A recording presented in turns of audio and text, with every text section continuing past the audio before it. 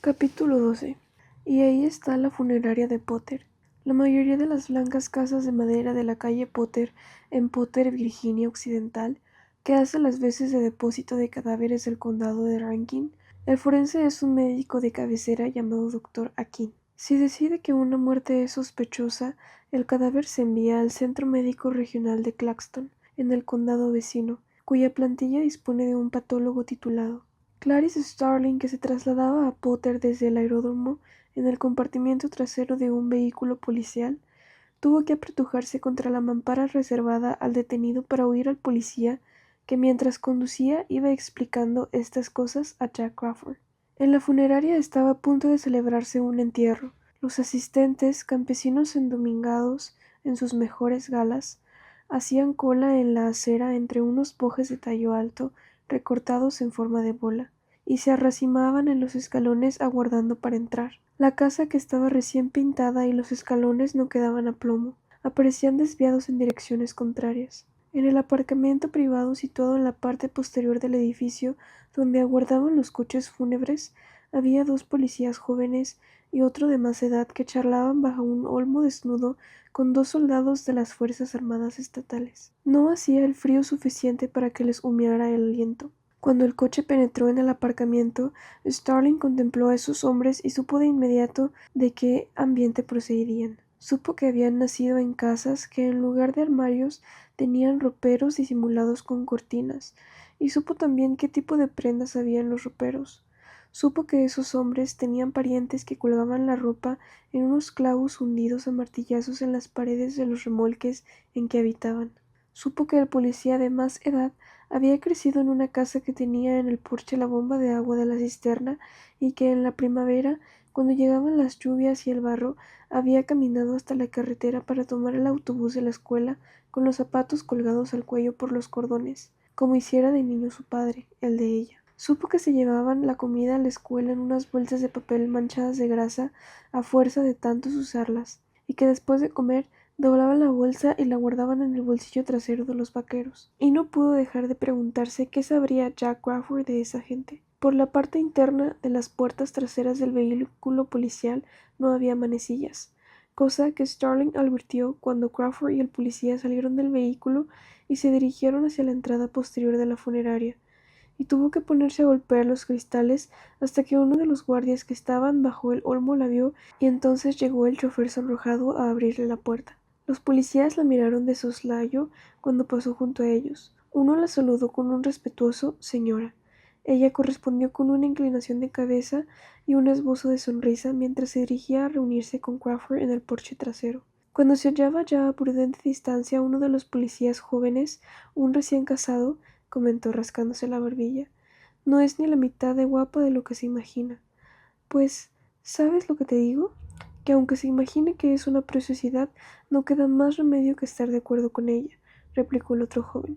«Me la trincaba ahora mismo». «Yo preferiría una buena sandía si estuviese bien fresca», masculló el de más edad. Crawford ya estaba hablando con el jefe de policía, un hombre menudo y tieso que llevaba unas gafas de montura de acero y esas botas de elásticos laterales que los catálogos de venta por correo denominan Romeos. Habían entrado en el sombrío pasillo trasero de la funeraria, donde había además una máquina expendedora de refrescos que zumbaba, una extraña colección de objetos apoyados contra la pared, una máquina de coser de pedal, un triciclo, un rollo de césped artificial y un toldo de lona rayada enrollado. De la pared pendía un grabado en sepia de Santa Cecilia ante el teclado. Llevaba el pelo recogido en unas trenzas que le rodeaban la cabeza y sobre las teclas caía una lluvia de rosas. «Le agradezco mucho que nos haya avisado con tanta rapidez, inspector», dijo Crawford. Su interlocutor no era sensible a la cova. «Mire, a usted le avisaron de la oficina del fiscal del distrito», replicó. «El inspector, lo sé a ciencia cierta, no le llamó. El inspector Perkins está actualmente de vacaciones en Hawái con su señora. He hablado con él por conferencia esta mañana, a las 8 en punto, es decir, las 3 en Hawái. Me ha dicho que volvería a llamarme durante el día de hoy, pero ya me ha encargado que lo primero es averiguar si se trata de una de las chicas del pueblo. Podría muy bien ser que se tratase de algo que ciertos elementos exteriores quieran endosarnos a nosotros. De manera que eso es lo primero que vamos a investigar. Aquí nos han traído cadáveres hasta de Phoenix City, Alabama. Precisamente en ese aspecto es donde podemos colaborar nosotros, inspector. Sí, acabo de hablar por teléfono con el comandante de las Fuerzas Armadas de Charleston. Me ha dicho que me enviaba a unos oficiales de la Brigada de Investigación Criminal, ya sabe, la BIC. Ellos nos presentarán toda la colaboración que nos haga falta. El pasillo se estaba llenando de policías y soldados. El jefe empezaba a tener demasiado público. Nos ocuparemos de ustedes tan pronto como nos sea posible. Facilitaremos su labor con todos los medios a nuestro alcance. Pero de momento, inspector, este tipo de crímenes sexuales tiene una serie de aspectos que preferiría comentar con usted en privado, entre hombres. ¿Comprende lo que quiero decir? Le interrumpió Crawford, indicando la presencia de Starling con un discreto movimiento de cabeza. Y tras conducir al hombrecillo a una atiborrada oficina que daba al pasillo, cerró la puerta. Starling tuvo que quedarse disimulando su rabia ante aquella manada de policías. Con los dientes apretados, se puso a contemplar a Santa Cecilia y devolvió la etérea sonrisa de la mártir mientras aguzaba el oído para escuchar por detrás de la puerta de la oficina. Oyó voces airadas y más tarde fragmentos de una conversación telefónica. Crawford y su acompañante regresaron al pasillo en menos de 4 minutos. El jefe de policía traía los labios fruncidos. Oscar, ve allá afuera a buscar al doctor Akin. Ya sé que está obligado a asistir a los entierros, pero no creo que haya empezado todavía. Dile que está Claxton al teléfono. El forense, el doctor Akin, entró en la pequeña oficina y permaneció de pie, con el pie apoyado en una silla y golpeándose los dientes con un abanico en el que había una imagen del buen pastor, mientras mantenía una breve conversación telefónica con el patólogo de Claxton. Luego accedió a todo lo que se le pidió, de modo que en una sala de embalsamar de paredes empapeladas, con un estampado de rosas rojas y techo alto, adornado con molduras de yeso, en una blanca casa de madera de unas características que ella conocía bien. Clarence Starling trabó conocimiento con Buffalo Bill. La bolsa verde esmeralda que contenía el cadáver, cerrada hasta el borde mediante una cremallera, era el único objeto moderno de la habitación. Yacía sobre una anticuada mesa de embalsamar de loza blanca y se reflejaba infinidad de veces en los cristales de los armarios que contenían escalapelos, trocares y frascos de desinfectante de la marca Rock Hard. Crawford fue a buscar el coche el transmisor de huellas dactilares mientras Starling colocaba su material en el escurridor de un fregadero de doble cubeta que había en la habitación. La estancia estaba invadida de gente. Varios policías y el jefe, por supuesto, se habían congregado en ella y no daban muestra de tener intención de marcharse. Era inconcebible. ¿Por qué no viene Crawford y se deshace de ellos? El papel de la pared empezó a ondularse por efecto de una corriente de aire. Se onduló hacia adentro mientras el médico puso en marcha un gran y polvoriento ventilador. Clarence Starling, que estaba de pie junto al fregadero, necesitaba un nuevo modelo de valentía, más adecuado y eficaz que el del salto del paracaidistas. La imagen que buscaba acudió a su mente y le sirvió de ayuda, aunque también la hizo sufrir. Su madre de pie junto al fregadero, lavando la sangre del sombrero de su padre, dejando correr el chorro del grifo sobre el sombrero y diciendo: «Todo irá bien, Clarice. Di a tus hermanos que se laven las manos y vengan a la mesa. Hemos de hablar. Luego prepararemos la cena». Starling se quitó el pañuelo que llevaba al cuello y se lo ató a la cabeza como una comadrona de pueblo. Del estuche que contenía su material sacó un par de guantes de látex. Cuando abrió la boca por primera vez desde que llegó a Potter, su voz sonó como un gangueo más pronunciado que de costumbre y con tal fuerza que hizo que Crawford se acercase a la puerta a escucharla. «Señores, señores, por favor, escúchenme un minuto. Tengan la bondad de permitir que me ocupe de ella». Levantó las manos y se puso los guantes a la vista de todo. «Hay ciertas cosas que debemos atender. Ustedes la han traído aquí y sé que su familia, si pudiera, les daría las gracias. Por favor, tengan la amabilidad de salir todos para que pueda ocuparme de ella». Crawford les vio bajar la voz, guardar un respetuoso silencio y decirse unos a otros entre murmullos: «Anda, Jeff, salgamos afuera». Y Crawford comprobó cómo cambiaba el ambiente en presencia de la muerte. Vio con sus propios ojos que, independientemente de cuáles fuesen el lugar de procedencia y la identidad de esta víctima, el río la había llevado al campo, y por el hecho de yacer indefensa en esa habitación de una casa de pueblo, Clarence Starling había establecido una especial y estrecha relación con ella. Crawford vio que en esa sala Clarence Starling se erigía en heredera de esas mujeres de pueblo que conocen el poder curativo de las hierbas. Esas mujeres recias, plenas de sabiduría, que siempre han sabido administrar el remedio adecuado, que siempre han velado a los enfermos y que cuando ya no hay nada que velar, lavan y amortajan a sus muertos. En la sala quedaron tan solo Crawford, Starling y el médico con la víctima. El Dr. Akin y Starling se miraron como reconociéndose, ambos singularmente contentos, singularmente azorados. Crawford sacó del bolsillo un tarro de Big Vaporub que ofreció a los presentes. Starling aguardó para ver qué hacían con ello, y cuando vio que Crawford y el médico se aplicaban un poco del contenido en las aletas de la nariz, hizo lo mismo. Se dirigió al fregadero y del fondo de la bolsa sacó las cámaras fotográficas, dando la espalda a la habitación. En ese momento, oyó cómo abrían la cremallera de la bolsa del cadáver. Starling parpadeó las rosas rojas de la pared, realizó una profunda inspiración y expulsó el aire. Luego se dio media vuelta y contempló el cuerpo tendido sobre la mesa. Le hubieran tenido que proteger las manos con bolsas de papel. Cuando hayamos terminado se las pondré yo. Con sumo cuidado desplazó poco a poco la cámara para ver que las instantáneas solapasen. Starling fotografió el cadáver. La víctima era una joven de pronunciadas caderas y 1,70 m de estatura. Según la cinta métrica de Starling, en las zonas desprovistas de piel, el agua la había decolorado tornándola gris. Pero por fortuna se trataba de agua fría, y era evidente que no había estado en el río más que unos pocos días. El cuerpo aparecía limpiamente desollado a partir de una línea situada debajo de los pechos, hasta las rodillas, más o menos la zona que cubren unos pantalones de torero con su faja. Los pechos eran pequeños, y entre ambos, encima del esternón, se veía la causa aparente de la muerte, una herida de bordes, irregulares en forma de estrella de aproximadamente medio palmo de anchura. A la cabeza, redonda como una bola, se le había arrancado el cuero cabelludo desde encima de las cejas hasta la nuca. El doctor Lecter dijo que iba a empezar a arrancarles el cabello, dijo Starling. Crawford, que había permanecido con los brazos cruzados mientras ella tomaba las fotografías, se limitó a replicar: «Fotografíale las orejas con la Polaroid», aunque llegó a fruncir los labios mientras rodeaba la mesa para contemplar el cadáver. Starling se quitó un guante para pasar el dedo por la pantorrilla de una de las piernas. Un trozo del sedal que había detenido al cadáver en el río, provisto todavía de 3 anzuelos, se le había quedado enredado en una pierna. ¿Qué ve Starling? Pues que no es una chica de pueblo. Tiene 3 agujeros en cada oreja y lleva las uñas pintadas. Mi impresión es que es de ciudad. El vello de las piernas tiene más o menos 2 semanas. ¿Ve lo suave que es? Creo que se las depilaba con cera. Las axilas también. También se decoloraba el vello del labio superior. Era extremadamente cuidadosa con su aspecto, aunque se nota que no había podido cuidarse durante varios días. ¿Y la herida? No sé, contestó Starling. Diría que se trataba de una herida de salida de bala, si no fuera porque esto de aquí arriba parece parte de un collar de abrasión y la marca del cañón. Muy bien, Starling. Se trata de una herida de entrada por contacto encima del esternón. Los gases de la explosión se expanden entre el hueso y la piel y forman esa estrella alrededor del orificio.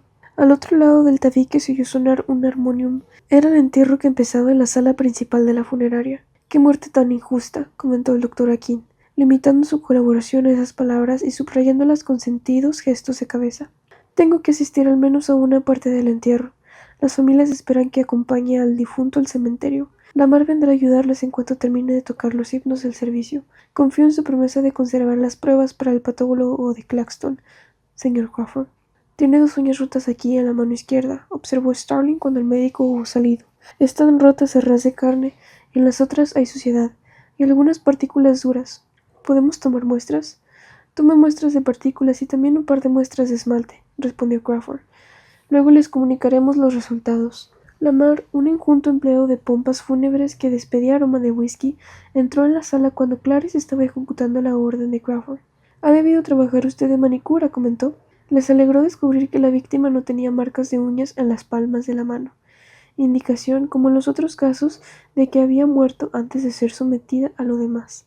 «¿Quiere tomarle las huellas boca abajo, Starling?», le preguntó Crawford. «Sería más fácil. Hagamos primero los dientes y luego Lamar puede ayudarnos a darle la vuelta». «¿Solo fotografías o hago un esquema de toda la dentadura?» «Solo fotos. Un esquema sin radiografías no sirve de nada», contestó Crawford. «Con las fotos podremos eliminar a unas cuantas mujeres desaparecidas». Lamar, con sus manos de organista, era un hombre sumamente cuidadoso. Siguiendo las instrucciones de Starling, abrió la boca de la víctima y retiró los labios a fin de que ella pudiese acercar la Polaroid para fotografiar con detalle toda la zona frontal de la dentadura. Aquello no presentó dificultades, en cambio, para fotografiar las morales. Tuvo que emplear un reflector palatal y vigilar el resplandor que transparentaba la mejilla para asegurarse de que el flash iluminaba. correctamente el interior de la cavidad bucal. Nunca lo había llevado a cabo, solo lo había visto hacer en clase de prácticas forenses. Starling observó la gradual aparición de la imagen de la primera instantánea de los molares. Modificó la intensidad de la luz y tomó una segunda fotografía. Era de mejor calidad. La tercera resultó francamente buena. Tiene algo en la garganta, observó Starling. Crawford examinó la fotografía. En ella aparecía un objeto cilíndrico oscuro situado justo detrás del velo paladar. Deme la linterna. Cuando aparece un cadáver en el agua es frecuente que lleve hojas u otras cosas en la boca, dijo Lamar ayudando a Crawford a inspeccionar la boca. Starling sacó unos forceps de su bolsa.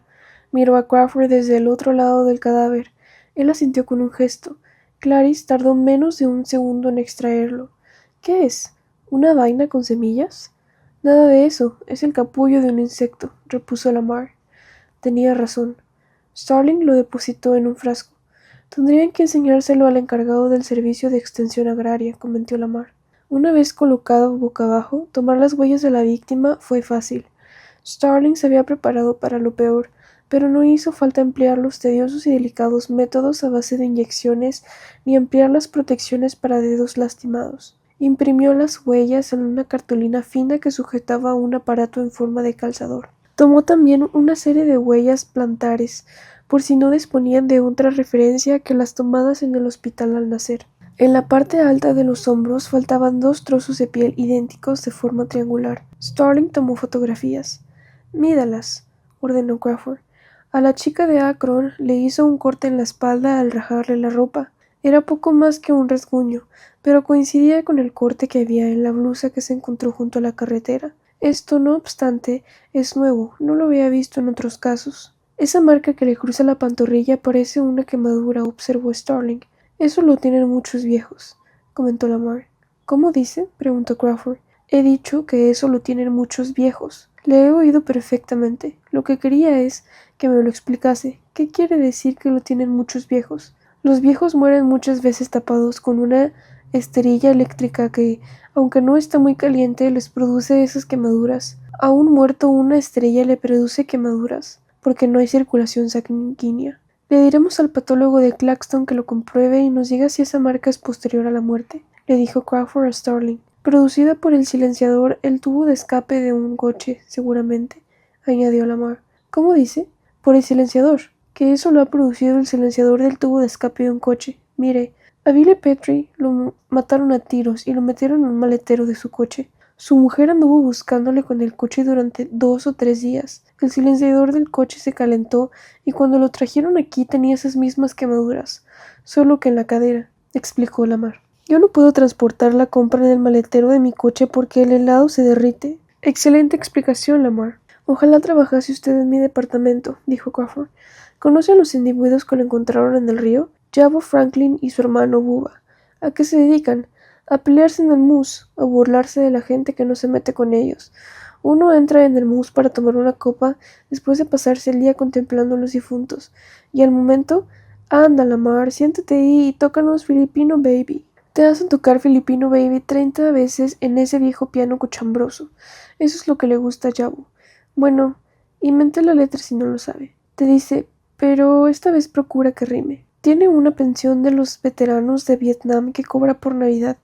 Hace más de 15 años que cada día, cuando llego a trabajar, pienso que me lo voy a encontrar en esta mesa. Necesitaremos pruebas de serotonina en las heridas de los anzuelos, dijo Crawford.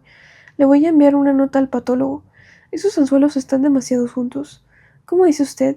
Los Franklin han empleado un palangre que tiene los anzuelos demasiado juntos. Es ilegal. Seguramente por eso no han avisado hasta esta mañana. El inspector dijo que lo habían encontrado unos cazadores de patos. Supongo que sí debieron decirle que habían salido a cazar patos.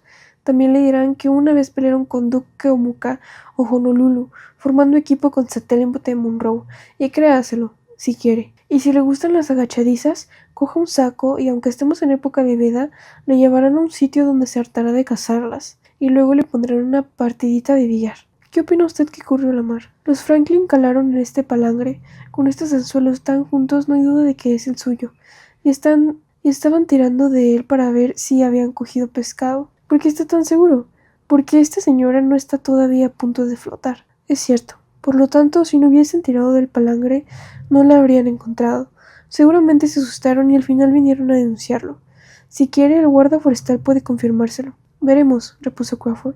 Muchas veces llevan un teléfono de manivela bajo el asiento de Ramcharger. Y eso que sí te cogen. Y eso sí que te cogen. Te ponen una multa de no te menees, si es que no te meten en la cárcel. Crawford erguió las cejas. Eso se llama telefonear a los peces, dijo Starling. Se conecta un cable a la batería del coche, se mete otro en el agua, se acciona la manivela y se produce una descarga eléctrica. Los peces quedan atontados, flotando en la superficie y solo hay que recogerlos. Exacto, corroboró Lamar. ¿Es usted de por aquí? Eso se hace en muchos sitios, repuso Starling. Starling sintió el impulso de decirle algo antes de que cerrase la cremallera de la bolsa, de hacer un gesto o expresar de algún modo su sentimiento de pesar. Al final sacudió la cabeza y se puso a guardar en el estuche las muestras que había recogido. Era distinto una vez que el cadáver y el problema desaparecieron de su vista. En ese momento de pausa, Starling experimentó el gran horror de la labor que acababa de realizar. Se quitó los guantes y abrió el grifo del agua. De espaldas a la habitación, metió las muñecas debajo del chorro. El agua no estaba demasiado fría. Lamar, que la observaba, salió al pasillo. Regresó de la máquina expendedora de refrescos con una lata de gaseosa helada sin abrir y se la ofreció. No, gracias, le dijo Starling. No tengo ganas de beber nada. No, es para que se la ponga aquí en el cuello y en la nuca. El frío la hará reaccionar. Va muy bien, yo lo hago muchas veces. Cuando Starling terminó de redactar la nota para el patólogo y la hubo sujetado a la cremallera de la bolsa, el transmisor de huellas dactilares de Crawford ya chasqueaba en la oficina. El hecho de haber encontrado a esta víctima tan poco tiempo después de producirse el crimen era un golpe de suerte. Crawford estaba decidido a identificarla cuanto antes para iniciar una búsqueda de los posibles testigos del secuestro. Su método causaba problemas a todo el mundo, pero era rápido. Crawford usaba un transmisor de huellas Lytton Policefax. Al contrario de lo que ocurre con la mayoría de aparatos federales de este tipo, el Policefax es compatible con los sistemas de casi todas las jefaturas de policía a las grandes ciudades. La tarjeta con las huellas dactilares que Starling había recogido apenas estaba seca. Cárguela usted, Starling. Tiene más maña que yo. No la emborrone, es lo que quería decir. Y Starling no lo hizo, aunque le costó bastante introducir en el pequeño tambor la doble tarjeta engomada, sabiendo que 6 salas de transmisión aguardaban esos datos en otros tantos puntos del país. Crawford estaba al teléfono hablando primero con la centralita del FBI y luego con la sala de transmisión de Washington. ¿Están todos a la escucha, Dorothy? De acuerdo, señores. Lo bajamos a unos 20 para que lo reciban con claridad y nitidez. Comprueben que están a 1:20 todos ustedes. ¿Atlanta recibe bien? De acuerdo, ahí van las imágenes, a partir de este momento. Y acto seguido, la transmisión a baja velocidad para no sacrificar la nitidez, que se recibía simultáneamente en la sala de transmisión del FBI y en las principales jefaturas de policía del este, de las señales que configuraban las huellas de la muerta. Si Chicago, Detroit, Atlanta o cualquier otra demarcación identifica las huellas, la búsqueda comenzaría en cuestión de minutos. Después, Crawford envió las fotografías de la dentadura y del rostro de la víctima. Starling le había cubierto la cabeza con una toalla por si la prensa amarilla lograba hacerse con el documento gráfico. Cuando ya se marchaban, llegaron procedentes de Charleston, 3 miembros de la Brigada de Investigación Criminal del Estado de Virginia. Crawford se detuvo entre calurosos apretones de manos y efusivos saludos les entregó unas tarjetas con el número telefónico del Centro Nacional de la Información, que estaba de servicio las 24 horas del día.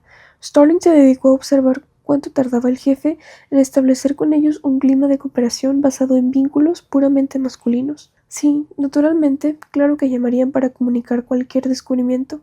Eso por descontado. No pase cuidado, somos nosotros los que les quedamos agradecidos. A lo mejor no se trata de vínculos puramente masculinos, pensó Clarice.